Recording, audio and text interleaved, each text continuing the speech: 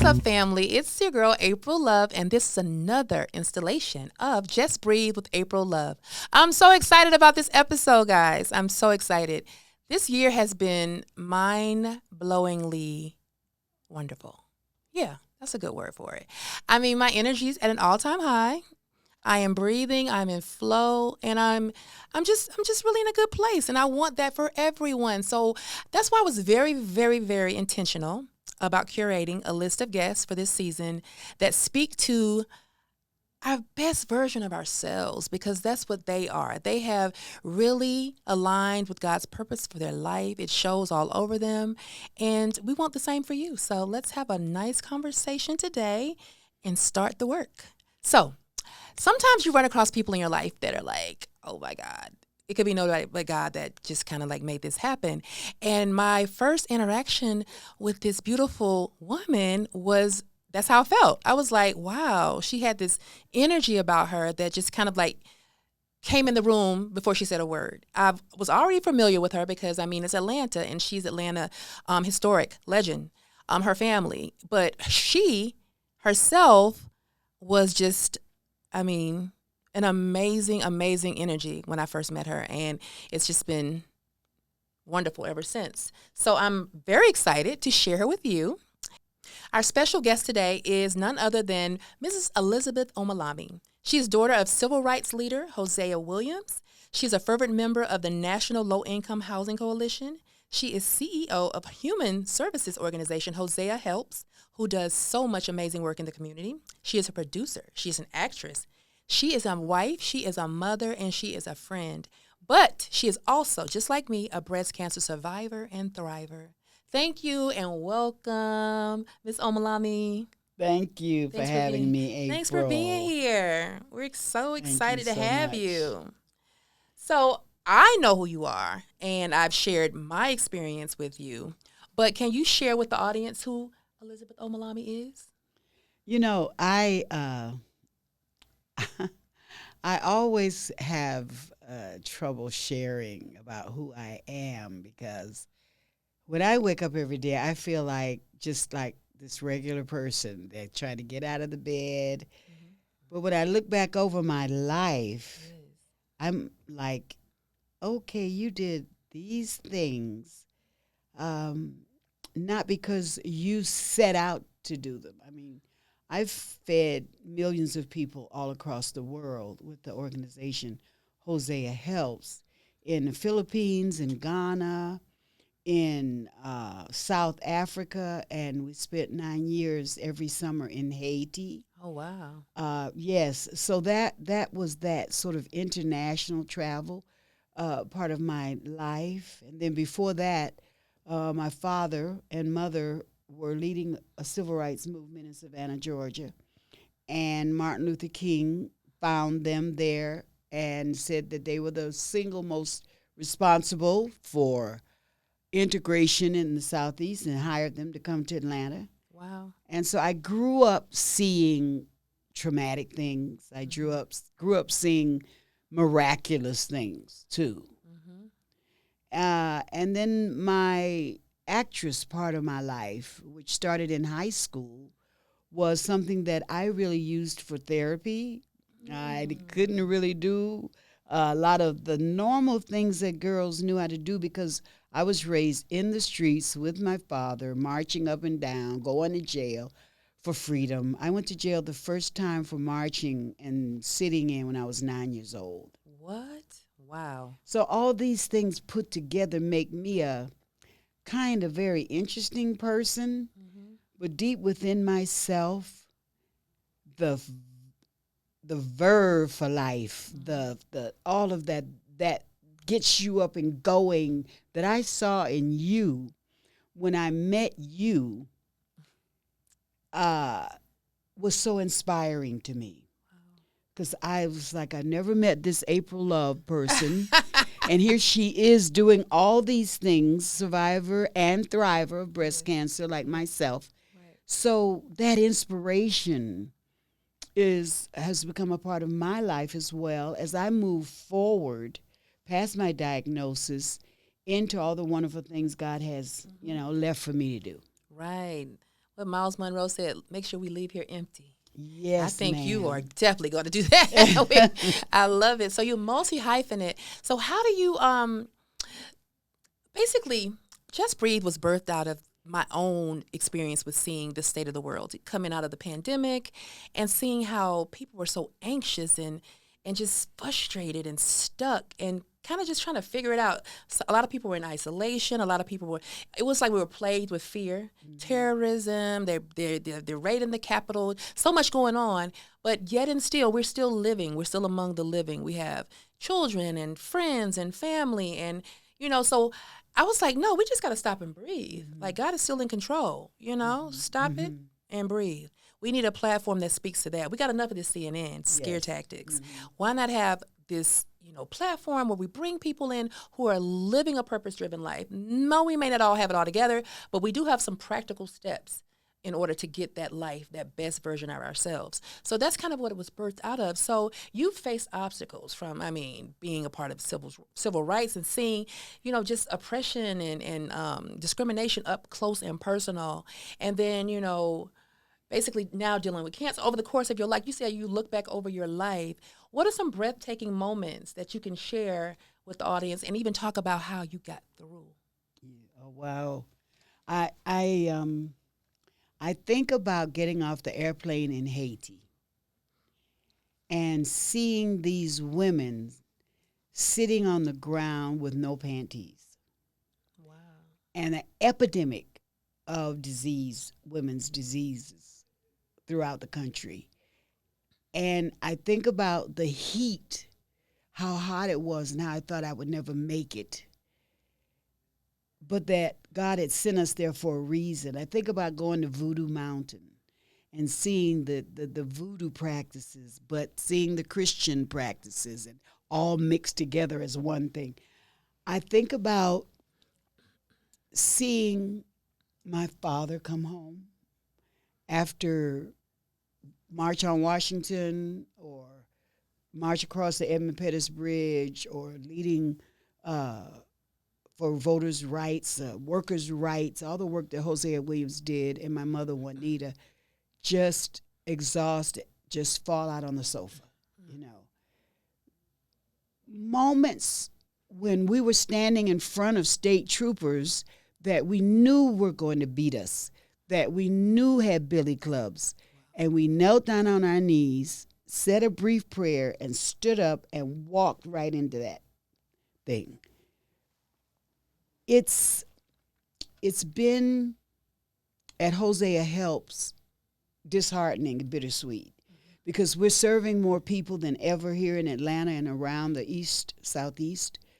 But why should there be so many people in line for food? Right. Mercedes, BMWs, not people that you would think would be in a food line. Right. But having more than enough, April. Having more than enough.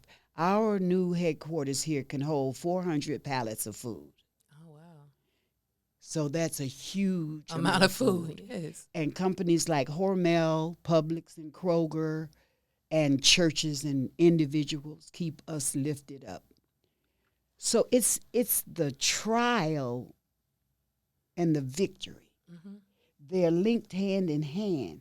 And if you're not willing to go through the trial, right. Oh, don't start me preaching now. Okay, preach. If you're not willing to go through the trial, you will not see the victory. Right. You have to be willing to walk straight into that fire, knowing that you're not alone. And when you come out on the other side of that fire, you say, wow, did I just go through that? Yeah, I just came through 4 surgeries, chemo, yes, radiation, etc. Right. And I'm sitting here talking with another woman like yourself who inspired me so much. So those moments are what I think about. Wonderful. I do too. I get it. Like, it's inspirational to see, because to see someone do it, become a case study. You know, I can do it too. That's what a lot of people just don't see. And it's just like, I want to just shake some people sometimes. Like, you don't have to stay stuck. You don't have to. There are people that you can align yourself with. There are things you can do. You can be about your life. There's no reason for you not to have the life you desire. Yes. So kind of like, let's kind of talk about how do you feel like you're in your life's work? You feel like you've satisfied, like you're actually where you're supposed to be, doing the work you're supposed to be doing. Ooh, what a question. I'm sure, I know it's more to be done, but Right. yeah. I think that I'm where I'm supposed to be, but I'm in a transition. Okay. So I'm an actress, but I don't mind saying I'll be 71 in February. Yay. Yes. And my hair is growing back. I see. It's so cute. Yeah. So I think I'm in a transition, and what I have to hear from God, she has to tell me, what am I transitioning into? So how do you want to use the rest of the life that I have Right. to make this planet better? And do you want me to follow April Love's example and preach to the people, inspire them, and let them know? See, there's a highway you can walk on that's not what you see when you open your eyes. You have to put yourself there. Right. So I want people to be able to tell people about this highway. You can live your life on the highway. You can make a choice. I'm going to live my life on the highway. Nah, that's that. Right. Or you can say, I'm going to live my life down here in this chaos and mess. Right. So I'm transitioning. I've done a lot, but the thing I found out, I had a dream about being dry. They were trying to give me a shot, and they said, we can't give you a shot because you're dry. And I think that was a spirit telling me, if you become a paper pusher and get away from being with the people, giving a sandwich, giving the soup, yourself, not raising the money to get it done and let them do it, then that's not going to be good for you. Stay connected to the poor. Stay connected to the needy, to the volunteers, many of whom are not poor, but are depressed as hell. So that's where I think I've got to figure some things out. That's wonderful. Isn't that funny, though, how life is always lifing? It's always evolving. Yes. I said, while we're on this earth, we have purpose, and purpose continues to grow and evolve, and we just have to be open to it. What kind of advice can you give to the person? Like, it's wonderful that, you started your life's work kind of started early, purpose driven with a set of parents who had a really big purpose. So you caught the overflow and moved into, that space as well. But for those that are floating in the wind, bless their hearts, they're trying to figure it out, and they have a desire to figure it out. And they come to you and they sit at your feet. What can you tell them? Like, okay, baby, you don't really know. I'm like, I don't really know what I'm here to do. I'm not really happy. I just don't know what to do. Where do you start? I ask them just about what the show is about. Are you being quiet? And I tell them, this is a planet in the Milky Way. You are a person on this planet. There are billions of other ones. And there may be some aliens walking up and down the street. I don't know. But you have someone waiting for you to do the thing you're supposed to do. And it won't happen for them if you don't do it. And everything goes back to others. Absolutely. Everything. If you live in an isolated world where you're just about yourself, you will be miserable because we're connected. Right. And we're supposed to share. When you called me to be an award winner of the Pink Awards, I saw those women there standing and in their pink. And I was like, oh, well, why am I complaining? Look at all of them. They look happy. That connection let me know you can get through this, Liz. Just keep walking. Put one step in front of the other. And what I tell people is until you know what it is you're supposed to do, then just serve somebody else. Because as you put that forward movement, God meets you. He's not going to sit back and push you out there. No. You start moving. You start doing what you can do. And you will be met by spirit, and you start meeting people. Absolutely. You end up at parties you didn't know you were going to be at. You're like, stuff starts developing for you as you move forward. Yeah. And we're all depressed. You know, Ebony, I'm thinking of Ebony Puerto Rico because I was telling her this a few minutes ago. Mm-hmm. We got to get over this depression thing. Oh, my God. Yes. Look what our ancestors went through. I'm telling you. You got a master's whip on your back? No, you do not. No, you do not. So just do what you got to do. Fear, afraid, do it depressed, do it hungry. Right. Whatever it is you're at, just keep moving. Yeah. We're all one day away from depression. Like we are. They act like it's like, oh, it's like a genetic predisposition. It's a genetic predisposition to be depressed if you're human. Mm-hmm. Because it's way too much going on. You got a lot of deadbeat parents. You got people that are going to let you down. You got people that are going to cheat on you. You got people that are going to steal from you. It's easy to be depressed, especially if it's contingent upon what people are doing to you. Yes. When you become the victim. When you give them too much power. Too much power. Yes. But if you just dust yourself off, not to say that you can't feel it, because I want people to, I'm an advocate for people processing. Don't act like that didn't bother me. That's yes, it did. Mm-hmm. If somebody you care about disappointed you, that bothered you, but you can't get stuck in it, because then you become bitter, and then that start manifesting in your body, unforgiveness, all those different things. Because I definitely think this body-mind connection. Yes. As you think, I'm thinking I'm healthy and I'm going to get through this. Like there was, after 3 to 4 months of my diagnosis, I was like, oh, this is not into my death at all. Now, the first couple of months, I was a little tricky, depression. But after I got past that little hump, I was like, no, that's the thing with that free will thing. Like you said, you can decide, am I going to be on this highway? Yes, you can decide. I'm going to be down here. Like, okay, guys, it's been real. I'm going to, throw in the towel. No, you make a firm decision. And as long as you see vision, as long as you see something at the end of the road, you just keep going. Yes, you just keep going. Walking. Yes. And you may have to cut loose some folk. Oh, God, yes, see, you do. Yeah. You may have to cut loose JJ that you love on the sofa. Go on, okay. JJ. Bye-bye, JJ. JJ need a Cash App again? And that's so hard to do. It is.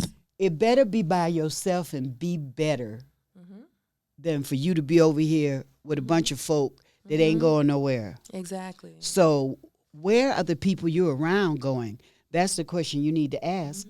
Are you around people going somewhere? Are you around people sitting on the porch? Exactly. So your environment is important, but between these two ears is where the battle is. And first thing you need to do when you open your eyes in the morning, you need to start praying. I don't care who you praying to. You best to be praying. Yes. Because that prayer is going to give you a purpose, a vision, a mission. Your status is going to move you forward. Absolutely. Don't let those thoughts crowd in on you when you open your eyes in the morning that are not good for you. You tell your brain what to think. You do. Your brain don't have to tell you what to think all the time. Right. Or we just be messed up all day, every day, because our brain is chaos. Yeah. We have to train it. We have to teach it and say, that's why reading the scriptures, reading holy books, reading poetry and things, to feed yourself is important. Yes. And so I don't do nearly enough of that. But as soon as I open my eyes, I'm like, oh, Lord, Father, in the name of Jesus, I just thank you for this day. And I'm not a religious person because I stopped going to church. I'm admitting that on the air. But I am. Religious is dangerous. The religious part of it is. Yeah. It's very dangerous. Yes. And it's hurt so many people. Oh, my God. It's almost synonymous with bondage to me to a certain extent. Yeah. Because God is not don't put me in a box. Yes. I'm putting me in the box because of what you're saying. You the one in the box. Yeah, you in the box. You in the box. Yeah. And I made the box. So, exactly. But stay connected to this. It's like the earth is covered, surrounded by a huge spider web and the butterfly effect.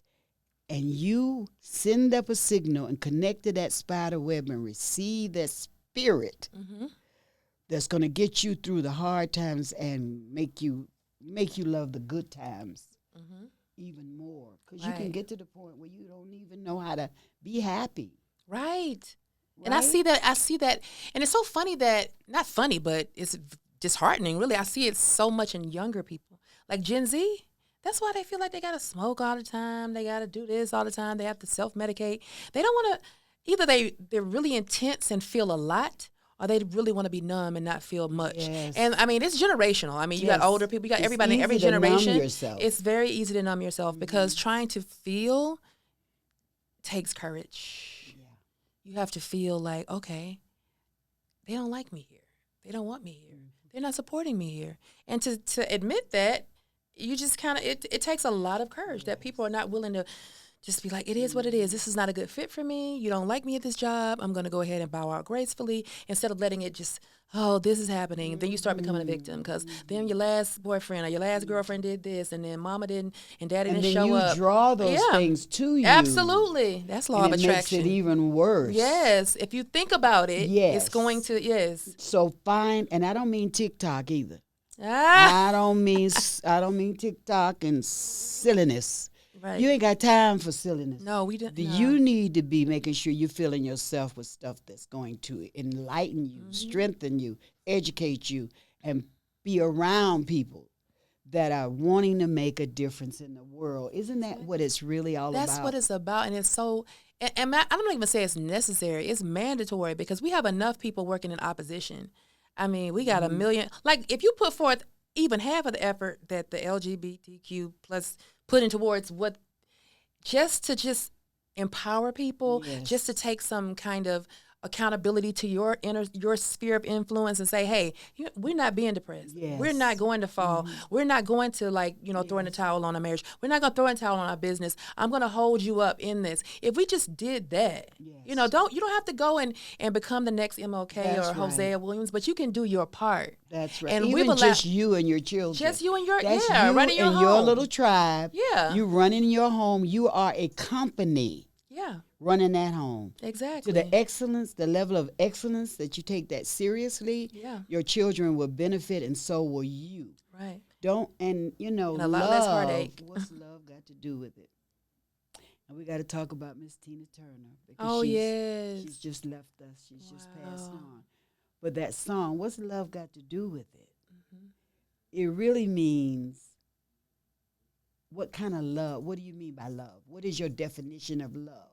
Right. So you love him, and he is mistreating you. He's abusing you, etc. So what's love really got to do with it? It's about regeneration, reproduction, and revitalization, not just in your body, but in the world.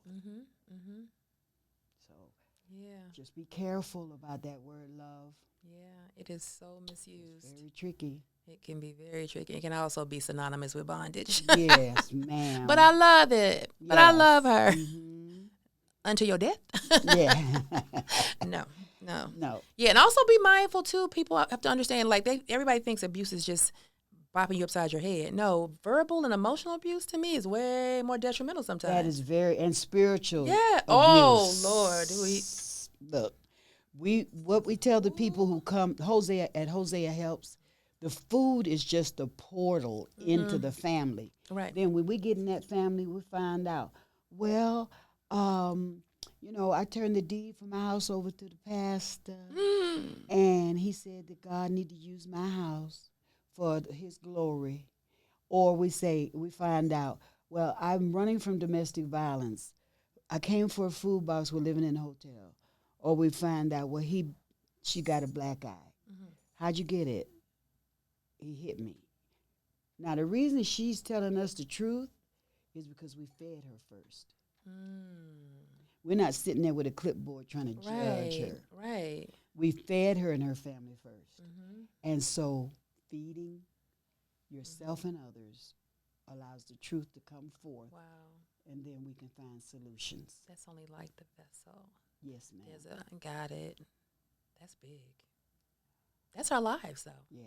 That's a life's work. Yeah. When you have, this is what I'm using, but there's a greater purpose in it. Mm-hmm. I love it, like this podcast. Yes. There's a greater purpose. Like, we just talking, but guess what? On the other end, there is someone that's like, oh, aha. And pay attention. Yeah. People don't want to pay attention and do what you ask them to do. Right. So, hey, you're on your own. Yeah. All we can do is plant the seed. That's all we can do.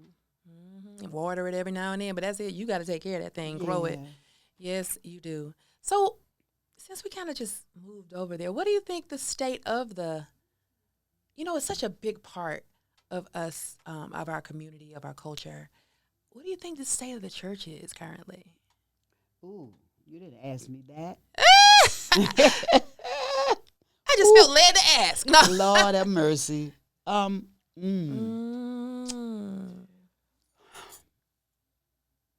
wonder what the pastors are. Right. Pastors, that is. Yes. Not reverend such and such, but a real pastor, a nurturer. I want to know where the prophets are. Where are they? I don't hear The them. men of Issachar who knew the times. They knew what was going on in the season of the community, the season of the country, sees how China relates to Taiwan, how Taiwan relates to Russia, all the seasons in our lives. Mm-hmm. So I think one of the problems with our church today, and I'm talking about mosque, temple, Christian churches and all of that. Synagogues, everything. We've gotten what my mother used to call inbound. Mm-hmm. She would take her plants in the kitchen every morning, every weekend, and she would take the plant out of the pot, and she would shake the hell out of it. And all the dirt and everything would fall off the roots.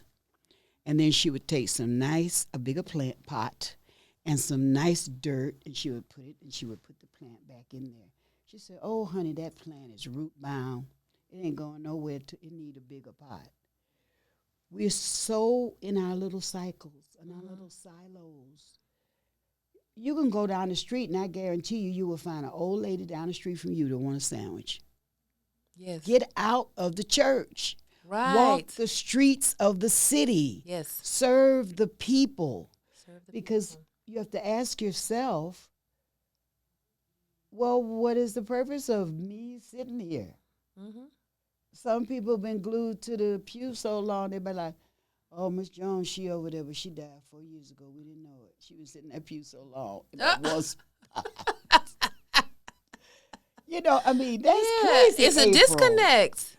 What are we doing it for? What are we doing our spiritual thing for? What is it for? That's all I want to know. Because it looks good, and it becomes like just a straight up ritual. I go in, the choir sings, I do this, I get on the altar, I do my offering. Mm-hmm. I might go to, do you need prayer? Come get. And it becomes, not to say that, shouldn't have a format, but where's the power? Yes. Where is the power, and where is the change? The power is in the prophecy. Yes. Right? Mm-hmm. See, because we don't have prophets, true prophets. I'm not talking about prophet lying. Right. I'm talking about prophesy. And the purpose for the church is to build the community. Mm-hmm. And not just the community inside the building. No, not just inside of those four walls. Yes, ma'am. And when you get stuck in there. Yeah. And then when you come out of it, I'm back to my life. Yes. No change is taking place, because change can only take place as you relate to other people, as you give to her or him and they give back to you. Right. That's where the transformation takes place. Oof. We gotta do better. Yeah. We have to do better. Yeah. We have to do better for our own selves. Because like you said before, people are waiting. There are a lot of people that need direction. Everybody's not the business owner, the entrepreneur. They're waiting for the leaders to step up, and then they could be, "Oh, I've been waiting on you." Mm-hmm. Right now, they're just over here at Target or over here working at AT&T, waiting for you to be obedient and start whatever it is they're supposed to be supporting. And it just, time's out. And the thing about it is that when we hear about wars and rumors of wars and all this and that, don't be telling me we're in the last days and all that stuff. There's always been wars and rumors of wars since there's been an earth. Right. But when you are laying there, and we've been close to the valley of the shadow of death, Mm-hmm. and you think about, what do I want them to say about me? What did I do with this life? Mm-hmm. Well, I fed 14 senior citizens at the senior high rise. I gave them ham sandwiches because that's all I could afford. Baby, you on your way to heaven. I took a little boy and I bought him some shoes because he always comes to school. He doesn't have shoes. He didn't have a shirt. She needed somebody just to sit. You know, the thing that's killing our senior citizens is loneliness. That I can believe that. So go find a senior citizens high rise and go from room to room and read them each a story. I remember the church used to do that. When I was little, I would go with, my nana and my mom. I would go with them, and they would bring fruit, a little basket, a little banana, a little apple, a little whatever, a little Debbie, and then they would sing to them, and you would do a little Bible study, and they loved it. They loved it. Yeah. So lonely, sitting in little boxes, looking out the window. So that's why you have to be willing for your heart to be broken. Yeah. Because if you can't cry about that, then your heart is hard. If you can't cry about hungry children that they can't learn, your heart has become hard. So you need your heart to be broken. Yeah, absolutely. And that's where the Spirit will come in and break your heart so that you can get back to the humanity and the human being you're supposed to be. Yes. And so my father told me, don't never marry a man until you see him cry. Because if you ain't met that man in crisis, you don't know him. Come on here. Wise. Yeah. That's amazing. Whew. So how are you feeling, though, Thriver? Yes, Thriver. Yes. How are you feeling? I fight the depression battle. Right. I fight the anxiety battle. That's why I keep moving. Physically, I'm losing a lot of weight. Pretty good about that, and I know I'm going to make it now. Yes, you are. I know I'm going to make it, and that I will see my grandchildren, 10, 9, 2, 8, and 1, 4, graduate from college, and I'm working with a girl named Carissa. Okay. With Every Girl Shines. Okay. Her nonprofit is amazingly wonderful. And so I'm supporting other women who have nonprofits, teaching them what I know. And I'm feeling that that's just the way life is. Liz, just get over it, get up, get your tea, and go on about your anxiety, go on about your depression and your fearfulness as it falls behind you as you serve others.